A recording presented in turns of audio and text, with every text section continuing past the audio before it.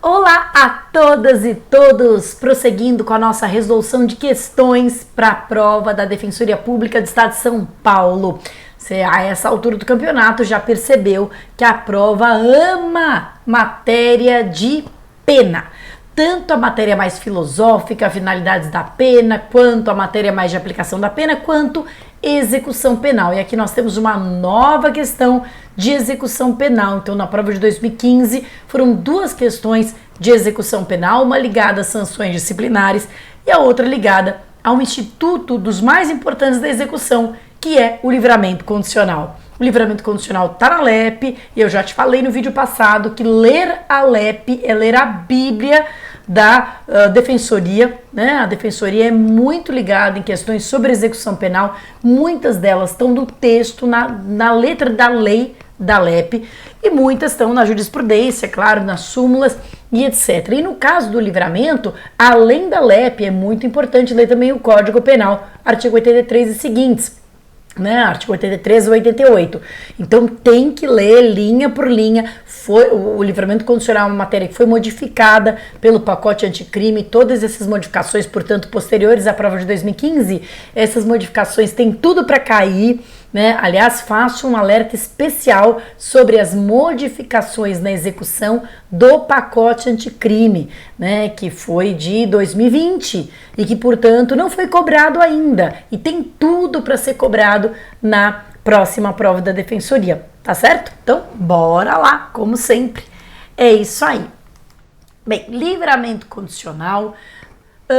Vamos primeiro começar um pouquinho da matéria propriamente dita, antes de começar com a questão.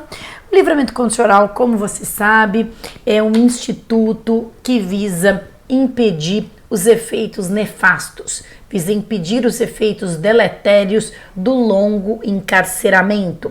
O encarceramento, como todos sabem, é uma medida paradoxal, porque ele pretende ressocializar, dessocializando, tirando da sociedade, e por isso ele tem muitos problemas conceituais, né? O sistema penitenciário, por melhor que fosse o sistema penitenciário, ele não é, mas ele já teria problemas conceituais. O livramento condicional é uma forma de cumprimento da pena em liberdade, é uma forma de cumprimento de uma parte da pena em liberdade para impedir ou para minimizar esses efeitos nocivos do longo encarceramento. Requisitos do livramento condicional, você tem que saber de cor e salteado. Primeiro, é preciso que a pena privativa de liberdade que está sendo cumprida, que está sendo executada, seja igual ou maior do que 2 anos. Lembra que tem a ver com longo encarceramento. Então, penas curtas, não haveria porquê a concessão do livramento condicional. Pena maior ou igual a 2 anos, sendo que se o executando, se o reeducando cumprir mais de uma pena, essas penas podem ser somadas para efeito de livramento. Requisitos objetivos do livramento condicional. É preciso cumprir uma parcela da pena, é preciso cumprir mais de 1/3 da pena se a pessoa não for reincidente em crime doloso e tiver bons antecedentes. Então, não é incidente em crime doloso. Cuidado, hein?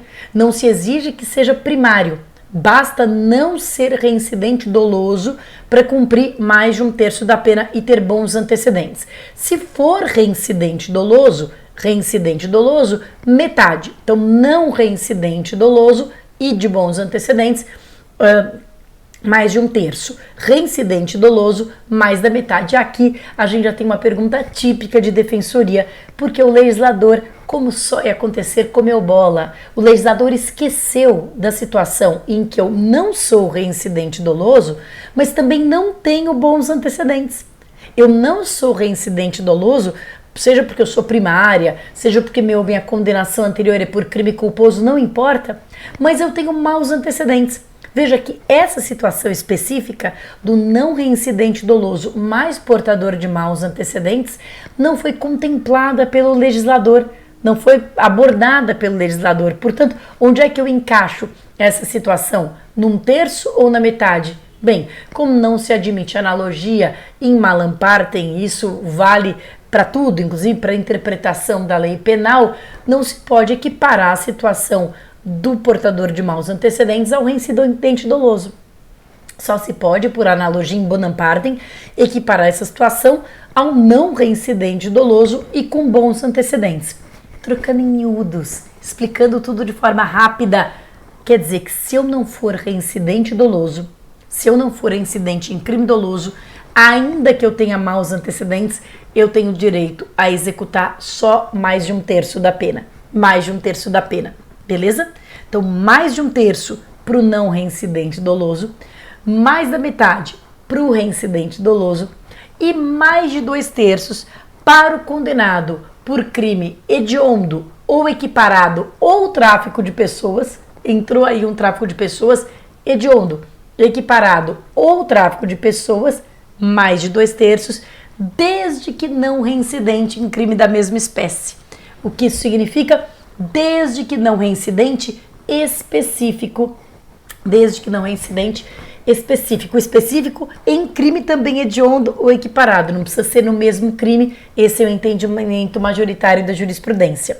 Então, do artigo 83, nós já conseguimos extrair quem não tem direito a livramento. Quem não tem direito a livramento é o reincidente específico em crime hediondo ou equiparado, tá certo? Reincidente em outro tipo de crime não, mas reincidente específico em hediondo ou equiparado não tem direito a livramento. Até 2020 era apenas isso. Em 2020 foi introduzido lá no artigo 112 da LEP, nada a ver, né? Lá no 112 da LEP, que fala da progressão de regime, outro impedimento para o livramento condicional. Outro impedimento para o livramento condicional. Também não pode ter livramento condicional, também é impedido de ter livramento condicional quem tiver praticado crime hediondo com resultado morte. Então, a partir de 2020, 23 de janeiro de 2020, lembrando que essa é uma novatio legis impeius e, portanto, não retroage, tá certo, defensor? Tá certo, defensora? Então, quem tiver praticado crime hediondo com resultado morte, aí mesmo que seja primário, crime hediondo com resultado morte, não importa, primário, incidente genérico, específico, crime hediondo com resultado morte, a partir de 2020, 23 de janeiro de 2020, também não fará jus ao livramento condicional, tá certo? Beleza? Esse é o requisito objetivo. Requisito subjetivo para o livramento condicional. E aqui também tem uma modificação do pacote anticrime. Bom comportamento carcerário, né? É preciso que você tenha um atestado de bom comportamento carcerário. E agora soma-se um outro requisito, a não prática, a ausência de prática de falta grave nos 12 meses que antecedem o livramento, que antecedem o preenchimento do requisito temporal do livramento. Não prática de falta grave nos 12 meses que antecedem a prática do livramento. Isso foi uma novidade do pacote anticrime. Além disso, bom desempenho no trabalho em que ele foi designado e aptidão para prover a sua subsistência mediante trabalho honesto, que na verdade, né, vai ficar meio esquisito de comprovar. Aptidão para prover a subsistência mediante trabalho honesto, tá certo? Então, esses 4 requisitos subjetivos e além, então, vamos lembrar, bom comportamento carcerário, ausência de prática de falta grave nos 12 meses anteriores ao livramento, bom desempenho no trabalho que lhe foi designado, aptidão para prover a subsistência mediante trabalho honesto e além de tudo isso, é preciso também a reparação do dano, salvo impossibilidade de fazê-lo. Como a massa assistida pela defensoria não tem possibilidade de reparar o dano, esse requisito fica até menos relevante, mas reparação do dano, salvo impossibilidade de fazê-lo, tá certo? Beleza? Veja, um tema que tem sido muito debatido é se um dos requisitos para o livramento condicional, estou falando de requisitos, tá? Se um dos requisitos para o livramento condicional é você já estar no regime semiaberto. Por exemplo, o preso estava no regime fechado, ele tem que passar pelo semiaberto agora para ir para a liberdade? A gente sabe que existe até uma súmula que eu critico muito, mas fazer o quê? Que não admite a progressão por saltos. Não admite a progressão direto do fechado para o aberto. Se eu não posso ir do fechado para o aberto, eu poderia ir direto do fechado para o livramento? Ou é um requisito do livramento a passagem pelos regimes mais gravosos? Não, não é um requisito para o livramento. Então é possível, perfeitamente possível, ido fechado para o livramento. Isso está sendo muito discutido, virou uma moda, né? Pedir ou indeferir pedidos de livramento, justificando que a pessoa não passou pelo regime intermediário, que seria o semiaberto. Livramento não é regime. Livramento não é o regime de cumprimento de pena. Livramento é uma forma de cumprimento da pena em liberdade. Não exige como requisito essa história.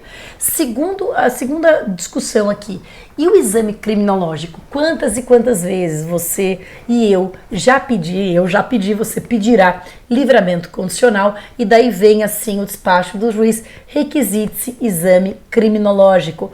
Pode, o exame criminológico, que é aquele exame altamente questionável, meio lombrosiano, ligado à ideia de periculosidade, enfim, e que foi abolido em 2003, é possível o juiz requisitar o exame criminológico, que demora para burro. Pode ter lugar que demora 6 meses para fazer o criminológico, enquanto isso a pessoa continua ali encarcerada quando ela já faria jus ao livramento condicional. É possível isso? O entendimento do STJ, que fez uma súmula salomônica porque quis agradar gregos e troianos, é o seguinte: a súmula 439 do STJ diz que pode, tá? Que o juiz ele pode requisitar o exame criminológico, tanto para progressão quanto para o livramento, pode, desde que motivadamente e com base no caso concreto. Ele não pode dar um despacho padrão, requisite-se criminológico, ele tem que motivar. E ele tem que motivar com caso concreto. Requisite-se criminológico uma vez que o roubo é grave. Não. Ele tem que motivar e tem que motivar com requisitos ou com as peculiaridades do caso concreto, tá bom? Súmula 439 do STJ. Outra súmula muito importante no que tange ao livramento é sobre a contagem do prazo. A gente já viu isso no vídeo passado, mas eu aqui repito. Imagina que você tem ali que cumprir mais de 1/3 de uma pena de 6 anos, tá? Só para fazer a conta fácil. Então você tem que cumprir 2 anos para atingir, 2 anos e 1 dia para atingir o marco temporal para o livramento. Depois de 1 ano e meio, você pratica uma falta grave, você comete uma falta grave. O fato de cometer uma falta grave impactaria no requisito objetivo, que ele impacta no requisito subjetivo, não ter cometido falta grave nos últimos 12 meses, até aí morreu Neves, eu já te falei. Mas ele impacta no requisito objetivo, ou seja, ele provoca o reinício da contagem do prazo para o período aquisitivo, para o livramento, ele muda o prazo. A resposta da súmula 441 é não. A prática da falta grave não interrompe o prazo para o livramento, para a contagem do livramento condicional. Beleza? Tá ótimo. Então, de requisitos, vimos tudo. Uma vez que a pessoa ingresse no livramento, ela vai ficar subordinada a determinadas condições que vão ser definidas pelo juiz de execução. Mas o livramento pode ser revogado, e uma coisa que também sempre é cobrada é a revogação do livramento. O livramento pode ser revogado tanto por crime praticado durante o livramento, e olha, uma pergunta de concurso interessante: a prática de crime durante o livramento configura falta grave? Não. Toda aquela disciplina de faltas graves, lembra que eu falei no vídeo passado, não se aplica ao livramento. O livramento é uma forma de cumprimento em liberdade. Não é como se fosse um regime aberto, é uma outra coisa. É uma forma de cumprimento em liberdade. Então não se aplica a sistemática das faltas disciplinares ao livramento. Então quer dizer que a prática do crime praticado, a prática de crime durante o livramento não constitui falta grave? Não, não constitui falta grave. Pode, em última análise, a gente já vai falar, revogar, provocar a revogação do livramento, mas não constitui falta grave, ok? Beleza. Pois bem, então o livramento pode ser revogado em virtude da prática de crime praticado durante o livramento ou antes, mas não é a mera prática, isso muito, muito, muito importante, não é a prática do crime punido com pena privativa de liberdade que revoga o livramento, é a condenação definitiva, por crime a uma pena privativa de liberdade. Quando durante o período de livramento sobrevém uma condenação definitiva por crime a uma pena privativa de liberdade, isso provoca revogação obrigatória do livramento. A condenação definitiva por crime ou contravenção à pena não privativa de liberdade, condenação definitiva por crime ou contravenção à pena não privativa de liberdade, revogação facultativa. A condenação definitiva por crime, aí só crime, a pena privativa de liberdade, revogação obrigatória. Esse crime de que se trata pode ser um crime praticado durante o livramento ou mesmo um crime anterior ao livramento. Porque, veja, o fato de estar sendo processado por um crime anterior não impediria o juiz de conceder o livramento. Não é um requisito para a concessão do livramento não estar sendo processado. Então, não impediria a concessão do livramento. Mas se, no final das contas, você for condenado, isso implica a revogação, seja obrigatória, seja facultativa, do livramento condicional. Beleza? Ah, Paty, então quer dizer que se eu durante o livramento condicional praticar uma falta grave, a prática, ela por si só acarreta a revogação do livramento? Não. Lembra que eu já falei no vídeo passado das várias consequências da prática, da mera prática da falta grave. Revogação do livramento não é uma delas. Só haverá revogação se a prática desse crime resultar numa sentença definitiva. Ah, então quer dizer que enquanto não há sentença definitiva não pode revogar. Então quer dizer que o tempo vai passando e meu livramento não vai ser revogado? Pior que não. Sabe por quê? Porque se durante o tempo de livramento, o assistido vier a ser processado, não será extinto o livramento enquanto durar esse segundo processo. Veja, não é inquérito, não é pique, é processo. Então, se durante o prazo do livramento o assistido vier a ser processado, não se extingue o livramento enquanto não se encerrar esse segundo processo. E esse segundo processo vai ser um tudo ou nada, porque se esse segundo processo der absolvição, absolve no segundo e já encerra o livramento do primeiro. Mas se no segundo processo der condenação, condena no segundo e também acaba perdendo o livramento do primeiro. E as consequências dessa perda nós já vamos ver. Então deu para entender? Revogação obrigatória, condenação definitiva por crime a pena privativa de liberdade, crime anterior ou durante, e a revogação facultativa, condenação por crime ou contravenção a pena não privativa de liberdade. Beleza? Além disso, também há uma segunda hipótese de revogação facultativa, o descumprimento injustificado de uma condição. Descumprimento injustificado de uma condição imposta, injustificado, revogação facultativa. Beleza? Ok, só falta eu te dizer uma coisa. Qual a consequência da revogação do livramento? Quando o livramento é revogado, aquele tempo que eu passei em liberdade conta como pena ou não? Desconta da pena ou não? Eu volto ali da estaca zero do dia que eu saí no livramento. Como é que fica? Depende. Aqui o raciocínio é se você traiu ou não a confiança do juiz ao lhe conceder o livramento. Se o livramento é revogado em virtude de crime praticado durante o livramento, ou mesmo em virtude de descumprimento injustificado de condição imposta no livramento, isso é o que diz a jurisprudência do STJ, se o livramento é revogado por algo que aconteceu durante o livramento, então o tempo de liberdade não se computa na pena. O tempo de liberdade não se computa na pena. E nem se concede em relação a essa pena remanescente novo livramento. Essa pena remanescente vai ter que ser cumprida sem livramento. Já se o livramento é revogado por força de crime praticado antes do livramento, a sentença definitiva só chegou agora, mas o crime foi anterior ao livramento, computa-se na pena o tempo de liberdade, a pena remanescente pode ser somada à segunda pena para o cálculo de novo livramento. Tá certo? Beleza? Gente, vimos tudo, hein, de livramento e vamos agora ver se a gente dá conta. Acho que tem uma questão que a gente não viu para responder essa pergunta, mas aí a gente vê agora, ó. Sobre o livramento condicional, é correto afirmar que... Vamos lá. Primeiro, O sistema progressivo de cumprimento de pena impede a progressão por salto do regime fechado para o livramento condicional. Isso que eu disse que tá aquela moda. E essa alternativa tá errada. Não impede, não tem nada a ver de progressão por salto, não estamos falando de progressão aqui. É possível a revogação do livramento em virtude de condenação por crime cometido antes da sua vigência. Veja, essa questão, ela tá, a meu ver, imprecisa, porque tem que ser uma condenação definitiva. Mas a gente vai analisar as outras e vai ver que essa é a menos errada.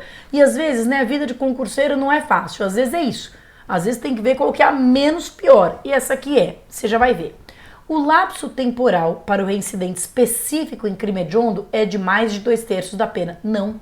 O reincidente específico de crime hediondo justamente é aquele cara que não pode ter livramento.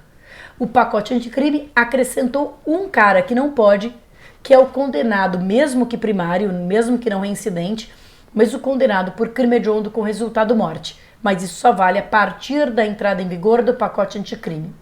D. O preso não reincidente, condenado, ou seja, primário, condenado a uma pena por crime comum e outra por crime hediondo, deve cumprir 1/6 da primeira mais metade da segunda como requisito objetivo. O raciocínio aqui está certo. Se eu tenho 2 crimes com lapsos diferentes, eu tenho que cumprir proporcionalmente aquela quantidade de pena de cada um. Mas o que está errado aqui é essa quantidade. Como é que ficaria certo? Vamos fazer ficar certo? O preso não reincidente condenado a uma pena por crime comum e outra por crime hediondo deve cumprir mais de 1/3 da primeira, concorda? E mais de 2/3 da segunda. Mais de 1/3 da primeira e mais de 2/3 da segunda como requisito objetivo do livramento condicional. Tá errada. E a comutação de pena é incompatível com o cumprimento da pena em livramento condicional. A comutação é incompatível com o cumprimento da pena em livramento condicional. Não há nenhuma incompatibilidade. Até porque o livramento é uma forma sui generis, uma forma de cumprimento em liberdade de uma pena privativa de liberdade. A pena ainda é privativa de liberdade. Tanto é que se for revogado o meu livramento, eu volto para a cadeia. Né? Então é possível que eu me beneficie do decreto de comutação de pena, ainda que esteja em gozo do livramento? Perfeitamente possível, não é incompatível. Por isso, como eu falei, a menos errada é a alternativa B. É possível revogação do livramento em virtude de condenação por crime cometido antes da sua vigência. Sim, e tá na lei. Tá certo? Muito bom, gente. É isso, vimos tudo de livramento. Bons estudos e até a próxima.